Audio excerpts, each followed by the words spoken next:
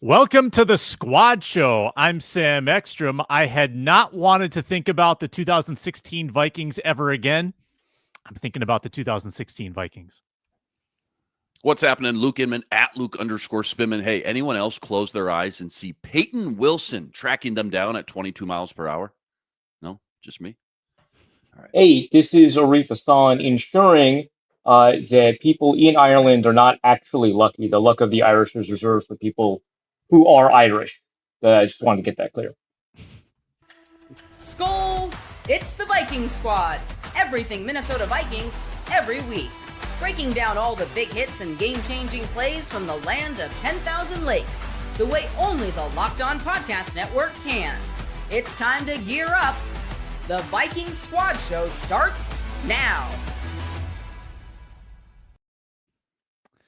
What's happening? Welcome in. Monday edition, Viking Squad Show, streaming on Locked On Vikings, home of Locked On Vikings with Luke Braun. We're glad you're with us today or listening for free wherever you get your podcasts after the fact. You met Arif, you met Luke Inman. Luke Braun is in Ireland.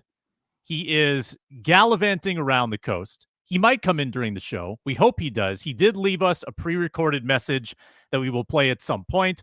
So we've got a semi-full crew here today on the Squad Show. And we've got a lot to discuss, including a Vikings O-line that is in absolute shambles. We'll update the narrative on Carson Wentz versus J.J. McCarthy. The defense was porous yesterday. We have nerdy stats. We have party fouls. And we have Arif Hasan in Ireland on location, hotel restaurant, hanging out with us from transatlantic Ireland. Let's get first this out of the way, Arif. Give us the vibe. Give us the vibe inside the stadium. My only thought would be that the Irish national anthem, oh my gosh, like that was the coolest thing I've ever heard on TV. Banger. Yeah. Oh, it ripped. Well, because like they don't do like almost no other country does the national anthem before games. And so very often they'll only have that kind of group participation when an American game is being played there. And then they're like, well, we should probably also play the national anthem of the country we're in. And so like there's like a lot of enthusiasm for it, I think. And I mean, to be frank, it is like a better anthem. Like I can't, like it just is. And so to have like this group experience where a lot of people get to sing it and they get to be proud of their Irish heritage, which is like very, very important. Like I think there's a lot of countries where like national identity is maybe not so closely tied to personal identity. Here it is. So having that, having a banger anthem with it, being in this kind of large group and not being able to do it all that often in a large group, I think all of that combined to create a really electric atmosphere for what is honestly an outstanding anthem. That was a ton of fun. That was probably the most fun I was going to have. I mean, the first two drives were fine, I guess, but like other than the most fun I was going to have for like the rest of the stadium visit. Steelers fans, Vikings fans, what give me the split. Give me the home field 4-1. advantage. Yeah, it was like Steelers 4-1, maybe 5. Yeah. Wow. It was really heavily Steelers slanted, and I was like kind of surprised because like I'm walking around Dublin. I was actually surprised at how many Vikings fans there were in the stadium, not because, I don't expect them to travel well. Every other international game I've been to, which I think is all of the London games, the Vikings fans have outnumbered the opposition, right? Including the one against the Steelers way back, right? So it's not that I didn't expect there to be a lot of Vikings fans, but based off of the fact that every area of Dublin I've been to all week, I've been here since Tuesday, has had way more Steelers fans than Vikings fans. I was actually surprised at the number of Vikings fans in proportion to the Steelers fans. I think part of it just might be that a lot of Steelers fans decided to wear Steelers gear every single day they were here, and maybe Vikings fans weren't necessarily doing that. So when they showed up to the game, that was like, I have one J.J. McCarthy jersey, I'm not going to wear it 4 days in a row. Maybe kind of could be the thing, right? So that could be it, but it was still 4-1, 5-1, just in terms of how many Steelers fans that were there. It was a heavy home field advantage. It was the epitome of the Ryder Cup later in the afternoon. Team USA trying to come back from an insurmountable crazy deficit, into it here, coming up short. That was the Vikings late in the fourth quarter. Stage a comeback, get the ball back. You probably didn't see it on TV, Arif. Greg Olson, who's a great analyst, by the way, maybe the best there is, freaking out at Mike Tomlin not going for it on 4th and inches. Pretty interesting. I honestly, I was a little bit torn. If I'm Tomlin, like, okay, if you have a good punt, which they didn't, if you have a good punt and pin them back at the 5 with the way their offensive line's protecting, that almost seems preferable than risking giving them the ball at the 40-yard line in basically Will Reichert's range already. What did you make of the final sequence, Arif, from the stand, getting the ball back, and then how it was executed down the stretch? I was also surprised they didn't go for it. I don't know kind of what the numbers say is kind of the best approach. And if I understand correctly, they were about to go for it and then changed their mind. There was maybe a TV timeout. I don't know what happened there. But they changed their mind, and I was like a little bit surprised by that. So I think Rodgers wanted to go. He got his way earlier with a go for it decision. Maybe he didn't get it this time. But I was a little bit surprised. I don't know how dramatically bad a decision that was. As I love to rely on kind of the tools I have available to me, but I'm like in the stands, right? So I'm not like looking up the 4th down bot. So to me, I'm guessing it's probably better to go for it, but it didn't seem so obvious that you should go for it there. Except I think the one piece of context is the Vikings were getting demolished in the run game. So maybe that's probably the thing that would probably override anything like that. But yeah, I mean, it was interesting because the very beginning of that final sequence for the Vikings, starting with the stuffing them on 3rd and 1, that all came together as if, right, some beat writer was like, I really need to incorporate Luck of the Irish into my headline or something, right? Because the Vikings got crazy lucky that they decided to punt, that they got a pair of penalties, that the interception turned into an incompletion. Because, like, I'm not saying that the call was wrong or right. I'm saying they were lucky that he didn't get his feet in, right? Yeah, like, right. that's an interceptable pass. You got lucky. And so being able to turn that in, I was like, hey, I mean, if I were writing a story, which I guess I do, but like a fictional story, this is how I would do it to make it just so intense, right? Because that sets up like, hey, Carson Wentz got a 4th quarter comeback kind of by luck, whereas JJ McCarthy's 4th quarter comeback was sheer skill. That was awesome, right? Yeah. So these are like two different things. But then the Vikings worked themselves backwards, and yeah, we all saw it. It was we talked about this ad nauseum on the post-game squad show. Luke Inman, Vikings have it at the 40-yard line. They're 20 yards away from a game-tying field goal, and then the sack. And that brings us into the protection issues. How much are you attributing the offensive issues, the sack issues, to just offensive line ineptitude?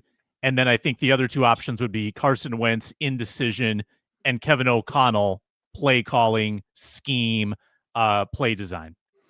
Yeah, I think, again, we touched on it yesterday on the instant reaction. There's a handful of options to point the finger to, I guess. And sack rate, too, by the way, I'm going to get into the sack rate percentage. It's not the end-all, be-all, right? Sack rate, obviously, there's a couple different factors, but it's been atrociously bad through 4 games, like historically bad. 14% sack rate. I think if you go back to 1990, that's like top 3 worst highest sack rate in NFL history. You got David Carr, which, I mean, David Carr and the Texans, right, his rookie year, that's like the gold standard of, hey, our offensive line's bad, but it's not as bad as David Carr and the Texans. Don't forget Randall Cunningham the year he did not That's start. true. We've talked about that on this show. We've talked about that on this show as well. Insane. Number 2, 2023, Daniel Jones in the Giants the year after they beat the Vikings with the wild card. It was Daniel Jones and then a hodgepodge of backup quarterbacks that year. But right now, Vikings are sitting at number 3. And granted, small sample, right? 4 games into the season, but 14% sack rate. McCarthy gets sacked 3 times for Chicago, then 6 times versus Atlanta. Wentz, same thing, copy-paste. 2 times last week for Cincy, 6 times yesterday. So as much as we're going to talk about all the other things to blame, which, again, there is a handful of things we should talk about and point the finger at, the offensive line holding up protection-wise, it's been historically bad through 4 games. And yesterday, point in case was the same thing. So it's hard not to put that, Sam, at the forefront or at the top of my list. And again, I know KOC, where's the quick game? Defense can't stop the run all of a sudden, but you're supposed to get kind of what you pay for. And they put a ton of money. They inked a lot of money into this offensive line. 4 of their 5 starters. Yeah. I want to add one thing to that. Yeah. Usually when when this holds up across, say, two different quarterbacks, we've got a pretty good understanding Right. that, hey, this is probably on the offensive line Usually. or maybe on the system or something. But here, the Vikings are number 1 and number 2, right? J.J. McCarthy followed by Carson Wentz in percentage of pressures converted into sacks. Yeah. In my opinion, based off of looking at those sacks, it is actually more on the quarterbacks than it is on the offensive line, which is not me saying the offensive line is playing well. I don't want to say that. But I think that they're made to look dramatically worse because Carson actually, his pressure rate in this game against the Steelers was like 34% or something like that. It's not that high. I mean, that's not an amazing pressure rate, but it's not like 40. Well, like 40 is when we start panicking. Yeah, I don't think that's much of a hot take because just passing the eye test, right? We've all watched football for 20, 25 years. Watching Carson Wentz the last 2 weeks, even in the blowout win last week, second guessing, double clutching a little bit, not trusting what his eyes really are seeing out there. So that makes sense when you say that. And going back to J.J. McCarthy, I mean, we're talking about a kid's number 1 and number 2 first starts ever in the NFL as well. So, again, offensive line not been good. Has it been historically bad in some analytics and categories? Yes, but I will agree with you, Arif, that it's not all on the offensive line per se. I think a lot of it does have to do with KOC and this relationship with this quarterback carousel he's had going on, and he's had to juggle a lot of things as well with this offense, including injuries outside of the offensive line as well. No Jordan Addison the first 3 weeks. Aaron Jones goes out. CJ Ham's still gone. I mean, there's a lot of different factors, but I agree. I think there's a happy medium somewhere in here. But going back to my original point is that they spent so much money and assets on 4 of these 5 offensive line starters, right? And right now, because of injuries, you're just not getting what you paid for, or not even close. Yeah, we talked yesterday in the post game. If you think about the off season as well, with Christian Darrisaw's recovery, they've basically never played together. They've almost never been, all 5 of them, in the same room at the same time or on the same field at the same time, which is just a huge, huge loss of continuity of chemistry. Right now, you've got O'Neal, knee, MCL, possibly that could be an IR stint. Ryan Kelly's 7th or 8th lifetime concussion. Who knows how long this could be? This is a serious problem. Donovan Jackson probably misses 1 more game. But the Vikings have already played 10 linemen in 4 games and something like 5 different combinations. That I said in the cold open, I'm thinking of 2016, which again was a year with a backup quarterback or someone they brought in late, Sam Bradford, statuesque, not going to get away from pressure. They had 12 offensive linemen play that year. Do you two think you can name the 12? I'll give you 3 strikes. In 2016? In 2016, can you name the 12 they trotted out? Remmers? Fusco. That's a strike. That's a strike. Remmers was not on that team. Joe Berger? Berger, yes. Berger played left guard and center. Was Fusco a strike? Fusco was right guard. The strike was Mike Remmers. Okay. I just want to make sure it wasn't 2 strikes and just 1. Okay, Riley so we've Reef? got Fusco, Berger. Riley Reef is a strike. You named the 2. Those were the guys they brought in to fix the problem. Remmers and Reef. That was the next. I think TJ Clemmings is still on the team. He probably got some play. Clemmings played both tackle positions that year. Yep. Okay. Yeah. Was that? Oh my God! Did we get Jake Long that year? Jake Long. Jake Long. The Jake Long season. Which I think means was that the 5th-year option year for Matt Khalil? Khalil, and he got hurt right away. Yeah, and that's why you had Jake Long come in. Yeah. Mm-hmm. Was this? This feels too early for Rashad Hill, so that's not going to be my answer until I get desperate. How about I just give it to you, Rashad Hill? I think he played week 17 that year. Okay. They signed him off the practice squad that year, probably. I want to say Andre Smith, but I got burned with Riley Reef. I know they were around. No, Andre Smith didn't he get hurt? No, Phil Lodehill got hurt before the season. Yeah.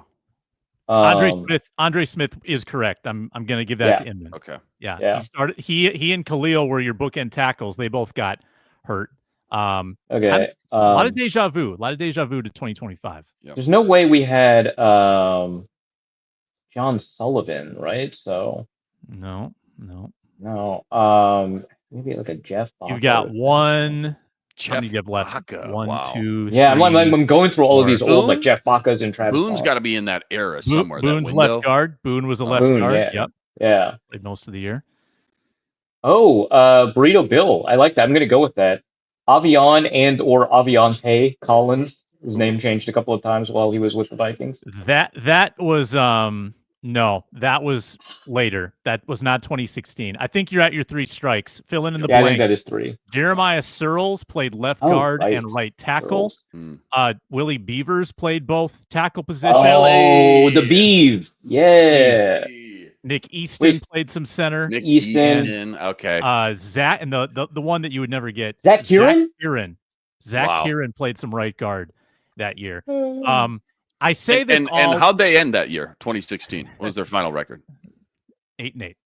Lost 8 of their last 11 games. Yeah, honestly impressive given what we just discussed. The offensive line got demolished. That was Jay Bill Long came in Musgrave for- coordinating for one game. Yeah. Um, Jake Long came in for that was No, like that was Bill Norv, Musgrave that was Norv into Norv into Shermer. Shermer. That was it. Pat Shermer. Yeah. Because they go 5-0, and then Norv retires. He resigns. Tires.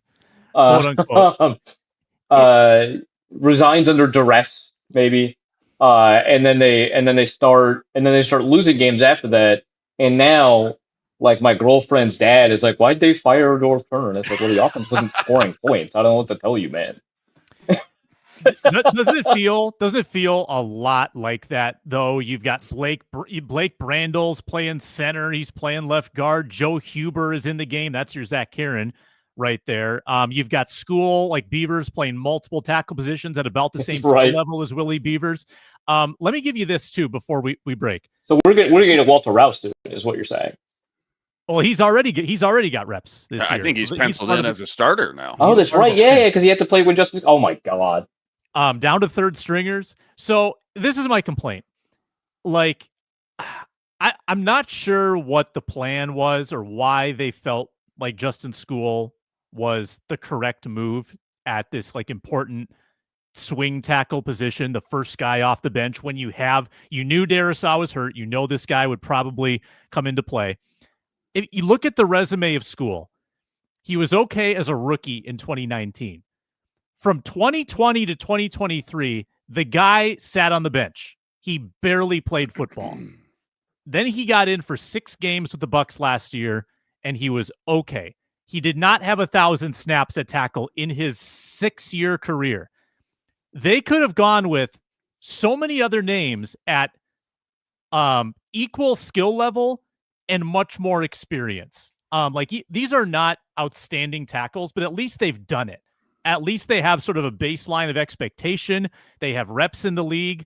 Andres Pete, Joe Noteboom, KOC Connection, Chukwuma Okorafor, Jermaine Ifedi, George Fant. They all signed for the same or less as Justin School, and you went with Justin School. That to me is like a very subtle offseason blunder to not get a little bit better at a position you knew you would need. David Questenberry, just re-sign him. Well, how about, to your point, Sam, how about the backup center? You're getting Darisaw back. You got Brian O'Neill, a staple. Okay, obviously, yes, ideal world. Whatever money we got left, let's scrape together. Let's get a good insurance policy and have that swing tackle, right? But how about center? Knowing Ryan Kelly is getting long in the tooth, coming off a lot of injuries and concussions. And your backup plan is Michael Juergens, a 7th-round pick and a rookie last year as well. That feels like almost more malpractice to me that they didn't bring in some sort of, even if it was an interior guard with flexibility to play center as well, that you feel a little bit better about I would have to pull up the free agent list, which I'm not going to do, but like a Kevin Zeitler, there's guys out there I feel like that would have made you feel a little bit better sleeping easy at night than Michael Juergens, knowing he's backing up a guy like Ryan Kelly. That's all. Yeah, depth getting tested, depth not doing well. Vikings are 2-2. We discussed the hot button issue, Carson Wentz versus JJ McCarthy. Where are we at now after 2 Wentz games? That's next.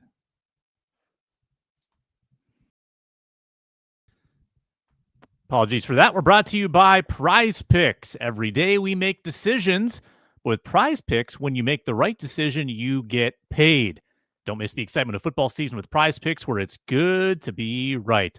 And I'll be honest, if you do a flex play and get 4 out of 5, you can make one wrong decision out of 5 and still get paid. If you go 4 out of 5, 3 out of 4, 5 out of 6, whatever it is, flex play gives you a little bit of wiggle room, which I particularly enjoy.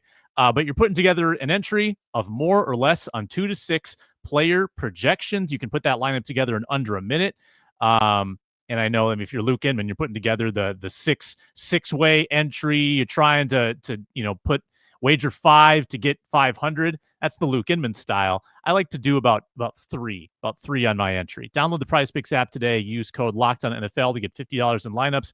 After you play your first $5 lineup, that's code LOCKEDONNFL for $50 in lineups after your first $5 lineup. Prize Picks, it's good to be right. We're also presented by 5-Hour Energy. Caffeine just got a flavor upgrade. 5-Hour Energy shots deliver tasty caffeine in 17 bold flavors. Each 2-ounce shot packs the caffeine of a premium 12-ounce cup of coffee plus B vitamins and nutrients. 0 sugar, 0 crashes, and they're super portable. Big taste, tiny shot. Take it anywhere. You reach for your favorite flavor. You bring it on the golf course. You bring it to the park. Bring it to the ball game. You've got your 5-Hour Energy shots on the go.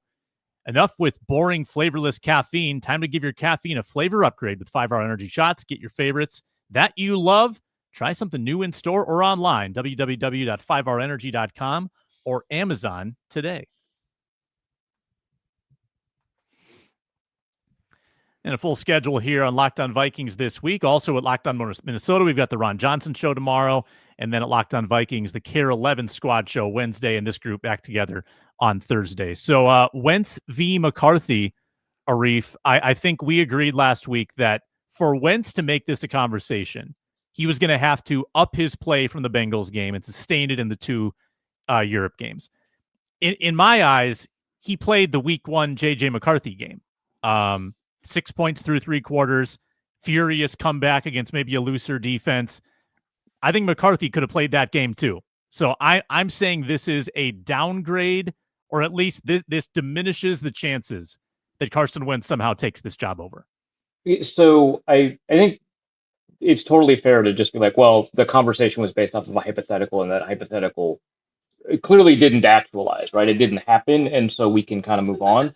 I think that it is, at this point, unless something interesting happens in the Browns game, at this point, I think it's a better argument to play McCarthy, but I do want to kind of lay out what that case for Carson Wentz would be, right?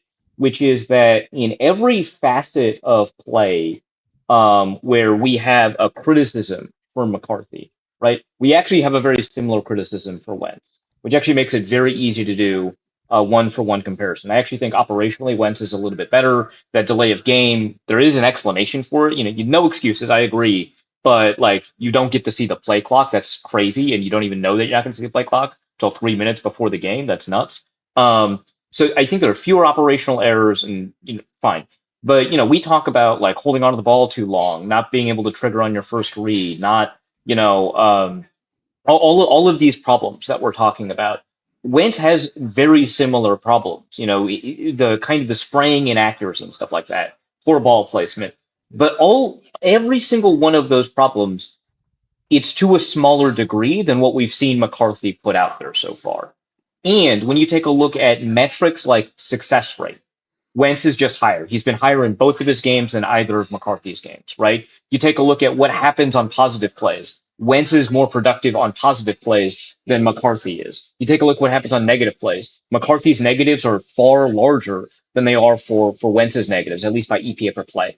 Right? You take a look at basically every metric, and Wentz is doing better than McCarthy in every single one. His explosives are more explosive.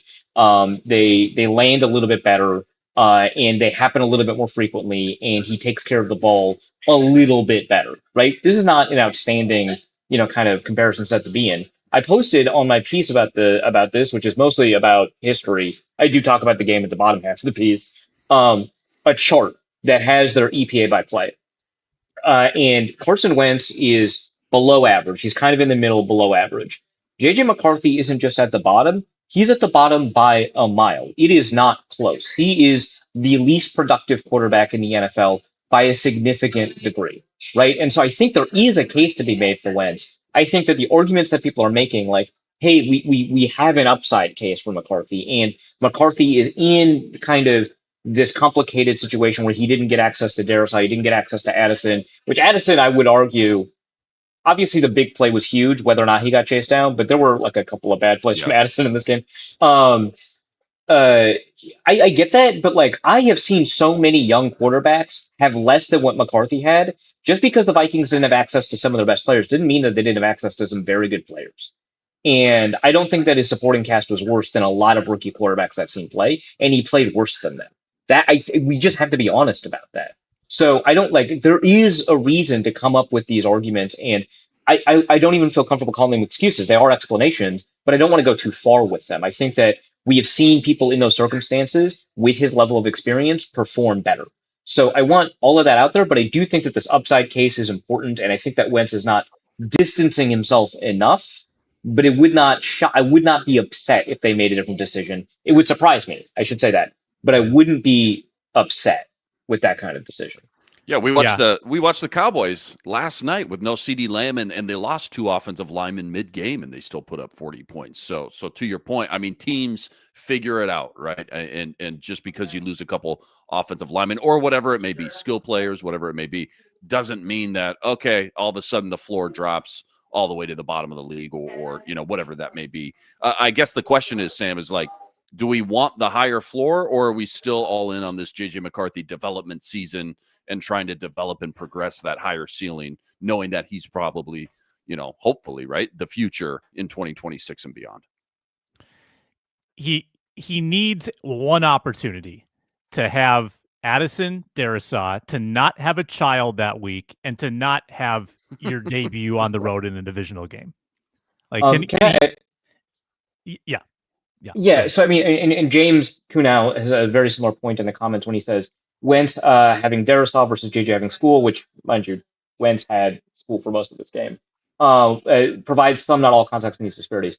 I want to just point out, if your rookie quarterback is fine when everything is working and then 1 or 2 things go wrong and he's the worst quarterback in the NFL, your rookie is not doing well. I think that there's a good argument to be made that contextually McCarthy in average situation would have performed better than he did. But I still think, based off of the evidence that we have, that he's performed so poorly that even when we give him the grace of this particular type of context, it doesn't look good. No team has all 5 of their offensive linemen for the entire season. A lot of teams have offensive linemen that are worse than Justin Spool. The Texans intended to start the season with 3 of them. It's bad, right? The offensive line situation is bad. So I do want to add that, yeah, we can take into account all this context, but it can only help him so much, and I think he's not pushing past it. That's the thing I really want to emphasize, is that if he can't survive a receiver and an offensive lineman going down, then he's not the answer. 100% valid statements, valid case. Inman, where would your regret be the highest right now, with Darnold 3-1, got the big contract, Rodgers 3-1? You probably could have gotten him for a much more moderate contract. Which of those 2 avenues seems actually more appealing right now to be going down? Well, to be honest, I mean, I still got a sour taste in my mouth as far as how Sam Darnold ended the season, right, with Detroit and the Rams, and it's hard for me to sit here and watch him go 3-1 in a different environment, different team, different scheme, the whole thing, and not think to myself, but we probably would have got the same Sam Darnold we got those last 2 games without Darrisaw, with the Justin School, with Michael Juergens starting at center. That Seattle offensive line is not that good, man. It's not that good. Well, dude, Darnold is playing. Dude, Darnold's incredible right now. Darnold's playing right now, for sure. Rodgers is playing a fake offense, and it is a discredit to the Vikings defense that they couldn't do anything about this fake offense. Yeah. How are they not prepared for the quick game? It seemed like, we talked about this on the post-game reaction, they quick gamed them to death for the first half. That's all they ever did coming into the game, and it didn't seem like they had an answer for it. Yeah, to me, I think I think the Vikings defense does well if it forces offenses into a death by a thousand cuts, which is what this offense tried to do. But the problem is there was an explosive, and there could be one or two others, right? And unfortunately, the Vikings defense is also designed in such a way that like one mistake is super punishable because you don't have that many people that far back, right? In this case, I think there were 2 or 3 missed tackles on DK Metcalf on the one play, on the 80-yard play. And for the rest of the passing game, for 21 other passing snaps, there were no missed tackles, so there was only one missed tackle, something like that. Excluding that play, and this is not me saying the defense secretly played well, they didn't. Excluding that play, Rodgers averaged 5.7 yards per attempt. So that's where you want him to be. But that means that you can't make mistakes like that DK Metcalf play, which is an Ivan Pace mistake more than a schematic mistake. And also, they didn't even blitz on that play. They blitzed on 68% of their snaps, and he averaged 6 yards an attempt on those blitzes. He did not do all that well against the blitz, despite the fact that, and we can get into the nerdy stat of the day in a second, but we kind of want to talk about the defense. But despite like how quickly he got rid of the ball, they did a pretty decent job containing it. It's just like, if you do that, you also need to be good against the run on 3rd and 1. If you do that, you need to make sure no one ever gets explosives. And they weren't doing that. And so that's how you get kind of 24 points. There were, I think, 3 drives of 50 yards or more. I want to say maybe 4, but I think 3. And a defense like this can only allow like 2, essentially, for that to happen. I just want to go real quick. I just want to go back to the Sam Darnold conversation. Sure. Yeah, and again, him ending on that sour note, right? And a lot of the conversation and frustration was KOC, dude, why you got him dropping back 7 steps? I would love to see, because I haven't charted enough of him in Seattle. I've seen the box scores. I saw the primetime Thursday Arizona game where, again, he looks sharp and crisp, but it kind of, you end up circling back to, is this, or how much of the blame in the pie chart, right, goes to KOC and the play calling and not adjusting outside of these 7-step drops, these longer developing plays, and not getting into more quick game like we're talking about the Steelers did the first 3 weeks. Yeah. Is that a fatal flaw of the head coach to not know how to game plan with a subpar offensive line? That's a question we're going to be asking probably for the next few weeks, maybe longer than that. I had someone ask me this. How would you game plan with a subpar offensive line when your quarterback doesn't like to throw short, when your receivers are much better intermediate and deep than they are short? Because the Vikings don't have a screen game. They're not good at it, right? And they don't generate as much yak on these short passes than a lot of people do, right? And you got quarterbacks that like to hold on to the ball and an offense that obviously likes to hold on to the ball. So what are the adjustments that we would ask? This is not me, saying that, hey, Kevin O'Connell is put in a bad spot. But I just want to know, what does that look like when you've got guys that are not very good at short game? I mean, you have Jordan Addison, who's got some of the fastest feet. Like, you don't think he could? I think he could create short separation on. Routes. There's a lot to winning in the short game that's just beyond speed. On the Wentz deep shot to Addison, which was kind of underthrownish, but it was to the outside. I would call that a good throw.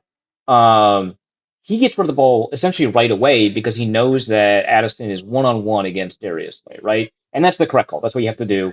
But the problem here, and the reason that they were a little bit lucky that Addison turned this into a contested catch win, is because Addison didn't win off the release. And you've got a defense that likes to press. I mean, they've got, and when JPJ is healthy, they'll do that too.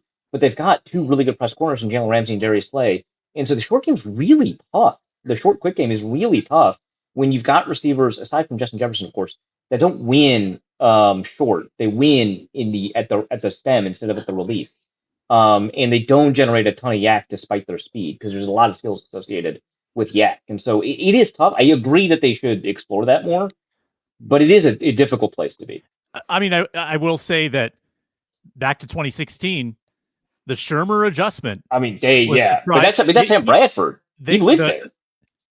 They tried to live in the short game, and they were throwing short of the sticks on 3rd down on the daily, and that was frustrating. So sometimes we have to be careful what we wish for, wanting to live in that short game, because hey, it's fun when you have explosives. I will say though, run. To Arif's point, it's like it's not just this year though. Since KOC's been here, how bad have they been at just screen? Screens, screen game, dude. How long has the screen pass been around? Decades and decades. And like, dude, we can't. Is it a Chris Cooper thing? Is it the offensive line thing? That's a good question. Coaching is it a schematic thing? Like, you're telling me that in 2025 with this offensive guru that we can't run simple screen passes with all the playmakers that they have. I think that maybe stems a bigger question as far as just foundationally what maybe they're working on in practice. I know with the bargaining agreement, you only get so much time at practice now. You know, it's not like it used to be a couple decades ago, and maybe they just don't emphasize that short game or screen stuff nearly as much as maybe they would like to if they had more time day to day. But that's kind of alarming, don't you think, since KOC's been here, that they've struggled so much on simple things, simple concepts like the screen game and just short yardage stuff just in general. Yeah, you're not wrong. You're not wrong. I remember in 2022, when I was tweeting more during the games, I would always, like, if there was a successful screen pass, I would all caps screen game, because it was just so rare to see a screen in the wild like that involving the Minnesota Vikings. Let's head to break with Luke Braun, pre-recorded message from the stadium yesterday at Croke Park. On the other side, we'll have nerdy stats, and I've got a shocking sack-related nerdy stat that will blow your mind. But I'm already Braun. shocked. Here's Braun from the stadium. Well, comeback effort comes up short, but let's be honest, that thing wasn't supposed to be that close. The Vikings got the crap kicked out of them in the trenches all game. Ends up looking okay, 24-21, but I think they have a lot to talk about as they head over to London and try to get this thing fixed. Delay of game penalty at the end, procedural penalties all the time again. There's a lot of problems. Carson Wentz throws 3 picks in this one, 3 backups on the O-line. We got to figure out what's going on with that. It's a loss and it's a close one, but it feels like things could be a lot worse. We have a lot to pick up the pieces on. I'll be doing Locked On Vikings from Ireland all week long, so make sure you tune in. See you there.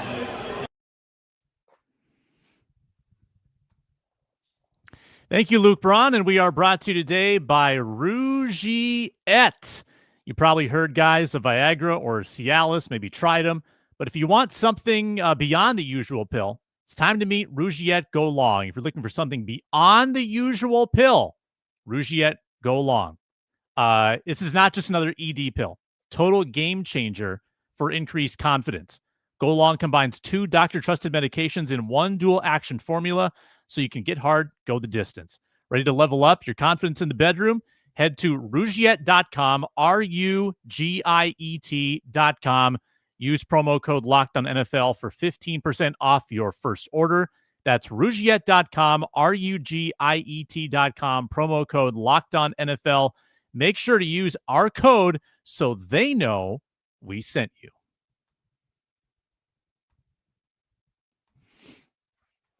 Let's get into our nerdy stats of the day, fellas. Analytics fans rejoice. It's time to get educated. Whoa, you're blowing my mind right now. With the nerdy stat of the day.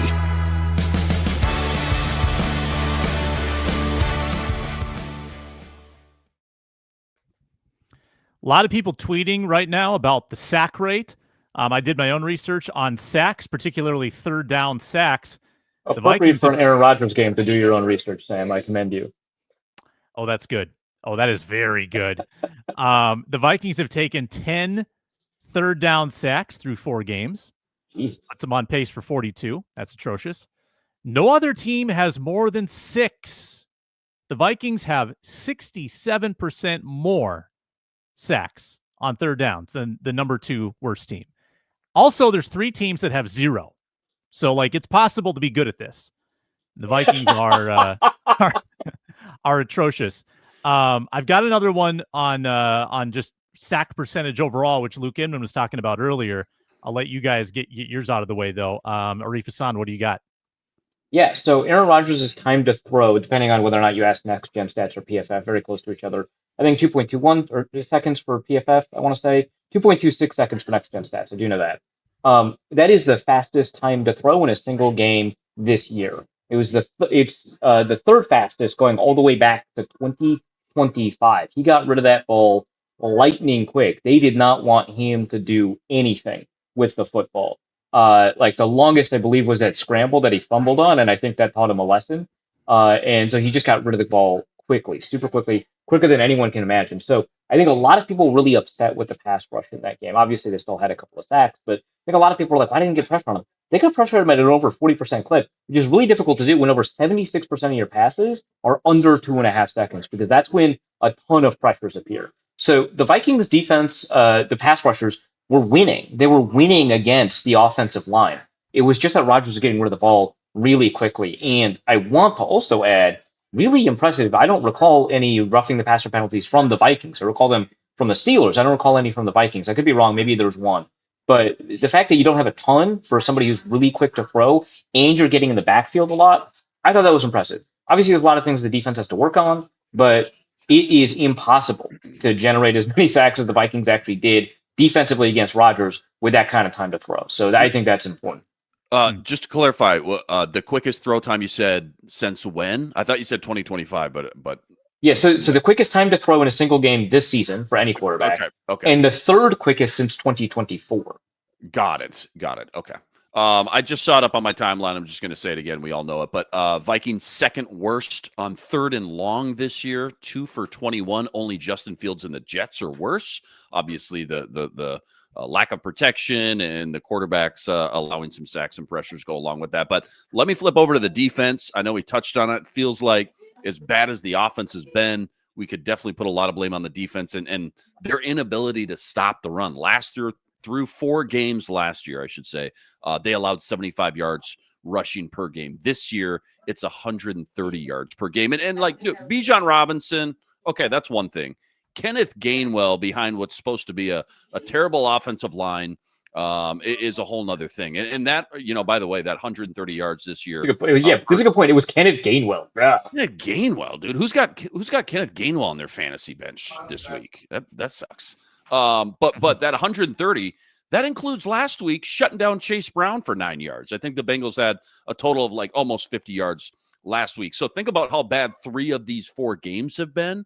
It leaves you scratching your head. Like, what's the problem? Is it really all Blake Cashman? Is it Ivan Pace playing hero ball? No push up front. I mean, yesterday it felt like 2 out of 3 runs, Gainwell or whoever was back there, it was going untouched 1, 2, 3 yards past the line of scrimmage. So I'm not sure exactly what the issue is, but again, the Steelers came into the game 31st in the league in rushing yards per game and yards per rush. 2.8 yards per carry, 63 yards per game on the ground through 3 weeks. And again, they were down their best running back, no Jalen Warren. So, Vikings defensive inability to stop the run this early in the season has been a huge contrast, night and day different in a bad way from last year to this year.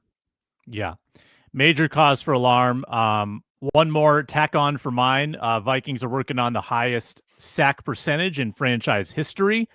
Only 5 other Vikings teams were worse than 10% sack rate. This one's at 13.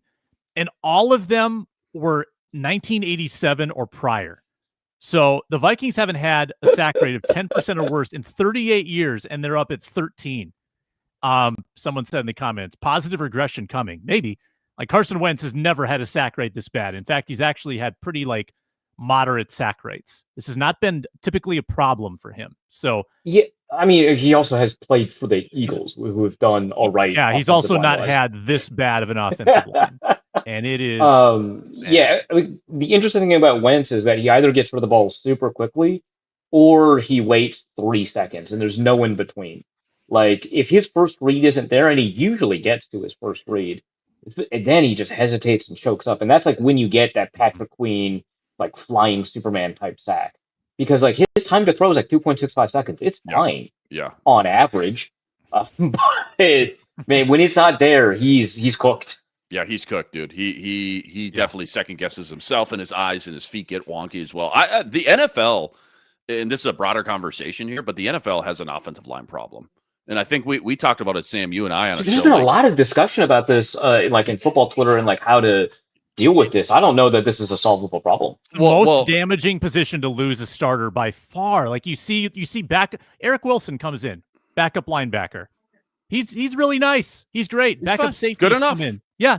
Have you looked at? It's the drop off, dude. You lose a. I already know the answer to this question, but have you looked at the edge rushers in the CFL? I'm gonna guess no, but it's Shane Ray and Sean Oakman. Like, these are guys that could play in the like names. like the depth at edge rusher. Like, if you lose an edge rusher, you could just sign Shane Ray from like the Alouettes or whatever and be kind of okay, right? Like, obviously you want your backups, but, sure, but that's way better. Playable. They're playable, right? Right. And Dude, running these backs. offensive linemen. Running backs, you can find anybody on a practice squad. They grow on trees. Yeah, you just got to trade a sixth, and you got a Cam Akers. Done. Yeah, right. Jordan Mason, no problem. I think Sam, you and I had this conversation during draft time. It was years ago, actually, and we talked about the fact that it feels like maybe it stems from high school kids going into college. Yeah. And they all want to be the sexy, fun 15 sack, 20 tackle for loss, defensive end pass rushers that are having more fun when they watch the NFL and getting paid these insane contracts versus the, quote unquote, kind of boring offensive linemen. So when you're a trench dude in high school getting recruited by, these big D1, Notre Dame, Alabama, whatever it may be, and you have the opportunity to either play defense or offense, I think 4 out of 5 kids are saying, yeah, why wouldn't I want to go play on the defensive side of the ball and have the fun, splashy plays? It's not just that. I do want to point out Tyler Fornes in the comments. He's actually the one that gave me those 2 names from the CFL. I was like, wow. And I just picked the CFL team. It turns out one of them actually does play with the Montreal Alouettes, but I picked the wrong one. It turns out Shane Ray is a Saskatchewan Rough Rider. Sean Oakman is a Montreal Alouette. My bad. Thank you for the correction, Forno. But I want to say, Luke, on top of that, like, in addition to the fact that kids are only going to programs that recruit them as defensive linemen, programs prefer their athletes to play defensive line. Like, on top of that, it is a little bit more helpful, and you can get a quicker impact from those guys. So if you're under the gun, you got to get wins sooner rather than later as a college coach. Then you're going to want to recruit somebody that can play defensive line for you faster, and athleticism translates. Yes. Yeah. Correct. And so there's a lot of pressures here. The kids want to go to programs that want them at defensive linemen. Those defensive linemen get paid more in the NFL. They notice that. They also just get more shine. They're just more famous. We know way more defensive linemen. Yeah. And I get it. Like, it rules. You get to do a sack dance. You don't get to do a not sack dance, right? No. Like, you don't get what's your pancake celebration? Right. We don't have one. 60 play clean sheet dance. Like, that's not happening. Like the clean plate club. As much as Deion Dawkins wants to do that, that's not happening. Right. So, like, you get all of that. You get the fact that you get more of an impact from these defensive linemen. The athleticism translates directly. It's tough. And then I think coaching is a problem too. I think defensive line coaching is stronger than offensive line coaching. And so development becomes a problem even when you get a good athlete. Correct. Yeah. Yeah. Yeah, it's a problem right now. It's a problem. I mean, there's about 5 to 6, maybe 7 really good offensive lines in the league. And the drop-off once you get into the middle tier and then the lower tier, those drop-offs are just so bad. And you lose a couple starters too. Again, I mean, to circle back to the beginning of the conversation, there's just no dude. Like, Cam Robinson was a fluke, it felt like, last year when we look back. They just don't grow on trees to find serviceable offensive linemen, let alone tackles or centers specifically, mid-season that you can just throw in there and not have that huge drop-off or be okay. Playable. Cam Robinson traded today, by the way. Traded again. From the Texans, right? To Browns. Is he going to London then for this week's game? That would be crazy, but we do know he has a passport. So defensive nitpicks on the other side. I've got an interesting question to ask about the safeties and what they're doing right now. Vikings didn't cover the spread on Sunday. They'll try to do it this weekend in London against the Browns, where they're 3.5-point favorites at FanDuel. You can find that line and so many more at FanDuel. And if you're a new customer, you can bet $5 and get $300 in bonus bets if you win. That's right. Pick a bet, put down $5. If it hits, you'll unlock $300 in bonus bets that you can sprinkle across all the bets on the app. And there's many ways to wager. You got parlays, same game parlays, live wagering, futures bets, a lot of value there.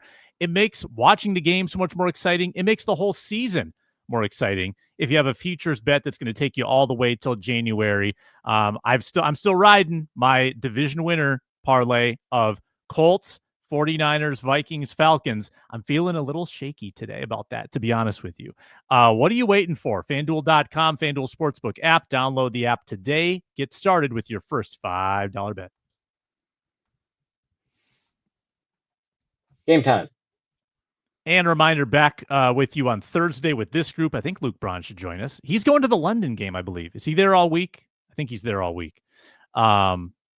You guys, I think he's in Ireland, and then he'll be traveling for the London game.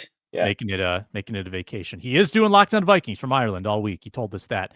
So let's spend a couple minutes on just defensive nitpicks. I mean, the point totals allowed: 24 against the Bears. They had a garbage time score. 22 Falcons, again, kind of a late game score when the Vikings let them in the end zone. 10 against the Bengals. 24 Steelers. Like this has not been a bad defense.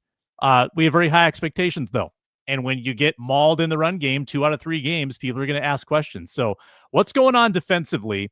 I looked this up and I asked it on the postgame show. Why are the safeties seemingly so uninvolved? There's not as many plays being made. They're not around the tackle. They're not getting to the quarterback. They're not, they're just not as involved as you expect from Brian Flores safeties. They have been in the box much less through 4 weeks this year. 118 box reps for the Vikings safeties compared to 164 through 4 weeks last year. That's about 12 fewer per game. Arif, anything to that in your mind? I mean, I think some of it is that Harrison Smith still isn't playing a ton of snaps, right? Like he played what? He only played 17. Yeah, he played 17 snaps in this game, so he's not fully healthy yet. 3 snaps. Yeah. And so now you're asking Josh Metellus to do stuff he's not comfortable with in order to kind of help fill that role. You got Theo Jackson, who I think just isn't as necessarily as capable as Cam Bynum, right? And so you've got 2 safeties on the field a lot instead of 3. That's part of it. Your safeties are not going to be in the box a lot when you've only got 2. The Vikings do run a lot of 2 high, a lot of cover 2, a lot of cover 4. That brings the safeties out of the box a lot. So I think that's part of it, but I think also, I mean, Metellus is just not popping right now. I don't think he's a bad player or anything like that. But some of the tackling angles he took, these couple of games, obviously on the DK Metcalf one, but on some of these runs, right? Some of the Steelers runs, we're not getting guys getting to where they need to be. Also, I think part of the problem here is Ivan Pace. Yeah. He's just not he's not filling into his run fits as appropriately, and that forces the safeties to have to reconfigure what they're doing, and that'll reduce their numbers too. So I think all of this kind of, meshes together in terms of why aren't we seeing tackle or stop numbers? Why aren't we seeing as many box numbers? The Vikings aren't as comfortable going, big nickel without as many safeties on the field or having to treat Harrison Smith like he's on a pitch count. That's, I think all of those combined to create this kind of discrepancy between this year and last year, which here's an interesting stat. The Vikings are number 1 in the NFL in EPA per play defensively. I think we all kind of know why that is. But if you take a look at it from a success rate standpoint, they're only 13th, right? So obviously it's all kind of concentrated in all those defensive scores we had against the Bengals, and less in, game-to-game consistent play. I agree. The defense is good, but we have an understanding that it has the possibility of being great, and we're not seeing that aside from one game. Yeah, just to echo Arif, Theo Jackson with a terrible run angle, too, on that DK Metcalf, not just Josh Metellus, and slipped out of the hands of Harrison Smith, which doesn't happen often either. But, I think Ivan Pace playing a little bit too much hero ball all of a sudden. And, Jonathan Allen and Javon Hargraves, I remember after that week 1 win in Chicago, every PFF stat and my timeline was flooded with, 6 pressures from Allen or Hargrave. I think it was 7, maybe. Between the two, there was 11 or 12 pressures, just off the charts. And since then, it just felt like they've been a little bit quiet. Now, Jalen Redmond has stepped up in a big way. His stock is blowing up. It's shooting straight up to the sky. You got to love to see that. But I think the impact of losing Andrew Van Ginkel and Blake Cashman has been so big. It's just been so massive. Huge, and Dallas Turner, unfortunately, obviously, you love to see him soak up more valuable reps and see what he can do in a full-time role without Van Gink on the field, but just hasn't been the splashy playmaker you hope when you trade all those picks for a first-round dude entering his second year. And small sample, only one game without Van Ginkel. We saw Dallas Turner in a bigger role, but the impact, I just don't think it can be said enough. Losing Cashman, we saw it last year versus the Rams and the Lions game, week 5 and 6, and losing Van Ginkel all at the same time in that front seven has really hurt this Vikings defense big time. Yeah. Let's get into some party fouls and betting results to end the show. Yeah. It's time to tell you who spilled their proverbial drink on the sofa. Get ready for this week's party foul. Party foul for me, Arif Hasan, you stayed up till 5 a.m. Ireland time to watch Packers-Cowboys 40-40 tie. If we're going to give everyone the ball in overtime, regardless of touchdown, field goal, whatever, can we lengthen the overtime? Can we get 15 minutes on the clock so we avoid this happening? Is the 5 minutes such How about the play clock dude doesn't get so trigger happy and stop that clock at 0.01 seconds? Dude, I've watched. We've all watched so much football. 9 out of 10 times that clock hits zero. That's just a zero. Yeah. I agree. I do think that, like, as an NFL audience, we just should be more comfortable with ties. Like, I think, like, hey, these teams were equally good. Let's just recognize that. Like, I think it's like you're asking players to do a lot, put a lot of their bodies on the line. I think lengthening overtime by 5 minutes is maybe the most I would do, but I know there are other people who are like, what if we had another overtime on top of that? No, don't do that. Don't that would I mean we're all players. Union, never allow that. But. Yeah. So like I think we just should be a little bit more comfortable with ties. But like if you're changing the overtime rules again to guarantee a response, which is more fair, I agree with that. You should probably lengthen the overtime a little bit. But like we keep trying to solve overtime, and that means two things. One, making it more fair. Great. Two, avoiding ties. I don't think that's necessary. I did notice that, or I did have someone message me and was like, hey, what if like we added a fractional win based off of a field goal shootout? And I think that's so funny. So you get half a win for the tie, and then you get 0.25 wins for winning the fractional shootout. Why not? Sure. 2025. Yeah. Like AI is going to take over a couple of years. Why not? Let's just get ahead of the curve right now. Sure. We're getting 70 orders anyway. Yeah. How about the stat? How about the stat last night too? Just talking about this Packer Cowboys game. That they changed the rule that you could score 2 points defensively on the 2-point conversion. That happened about a decade ago. Since then, I think there's only been one per season on average, and I would imagine that most of those games, that 2 points didn't really become a factor. Last night became a huge factor. And by the way, Cowboys had zero momentum at that point, and then all of a sudden got a little spark and a little surge. So, interesting. My party foul, Jordan Addison, I know it's been a while, bro, but Peyton Wilson tracking you down with that angle, too.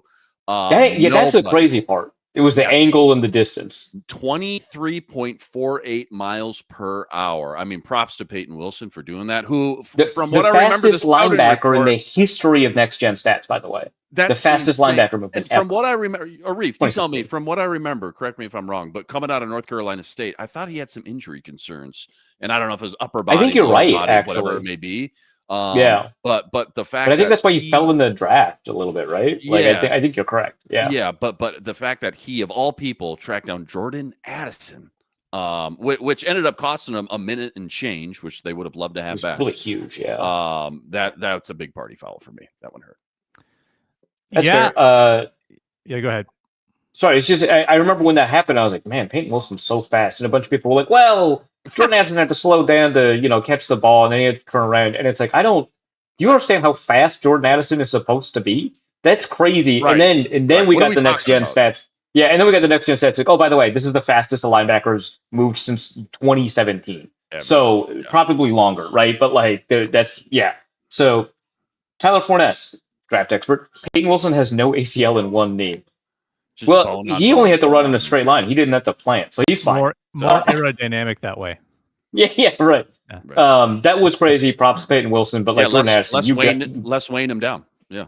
Yeah, exactly. But Jordan Addison, you gotta pop that in. If you're going 140 on a highway, you got to be going at least 23 on the field. You got to live up to the brand, bro. There was some good snark on X when around that. My party foul is on 3-1 head coach Liam Cohen. So not a huge party foul. I think it's wonderful what he's doing with the Jaguars, who I entered this week as like 4th in their conference in point differential. So it's not a bunch of close wins like the Buccaneers, right? He's good.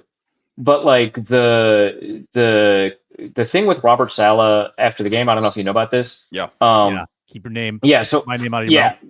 Yeah. Keep my name out of your mouth. There was a little bit of swearing. One ESPN reporter is reporting that there might be threats coming from Robert Saleh in response. I didn't hear that in the audio that was posted, so I don't feel comfortable kind of like saying that without qualification. But that seems to be, whatever. So party foul on both of them if that second part is true, but especially on Liam Cohen, because he took exception to Robert Saleh essentially complimenting him.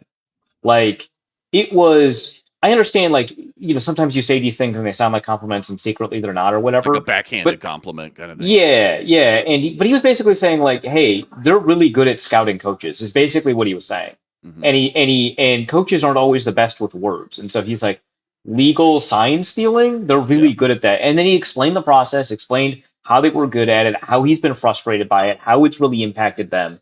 And he never alleged anything underhanded or illegal, at least in text. Maybe the way that seemed to be communicated was that it was not.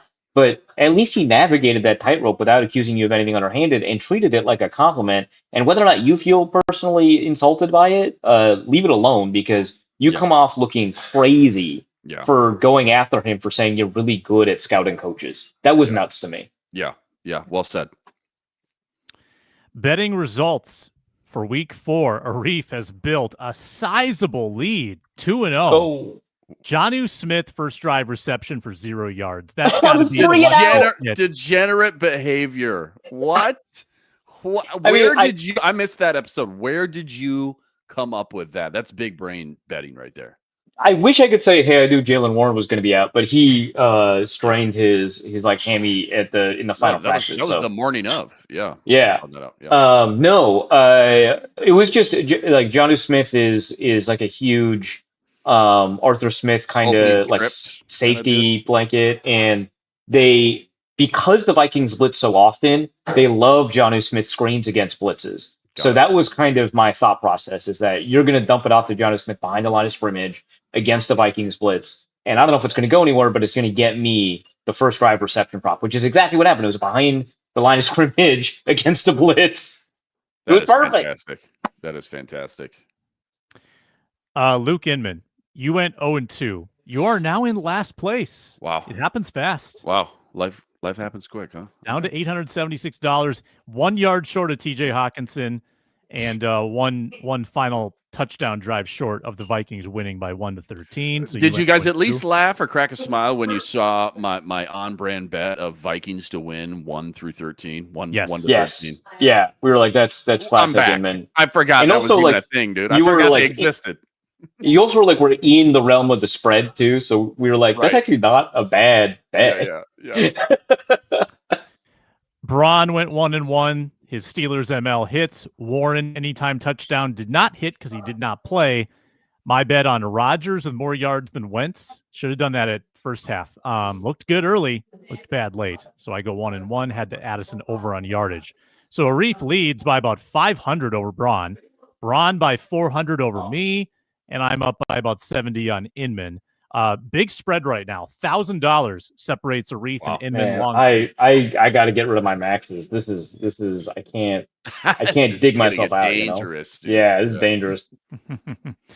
Hey, I like the system. I think it's working the way it should. Bigger bets, more discrepancy, like wider spectrum. I like it. We're getting some real swings this year. On the Squad Show betting contest, we'll be back on Thursday with this group. Care 11 show on Wednesday. Ron Johnson show tomorrow on Locked On Sports Minnesota. Thanks for tuning in to the Everydayers all week. Thanks for watching, listening, commenting, subscribing, and we'll talk to you next time.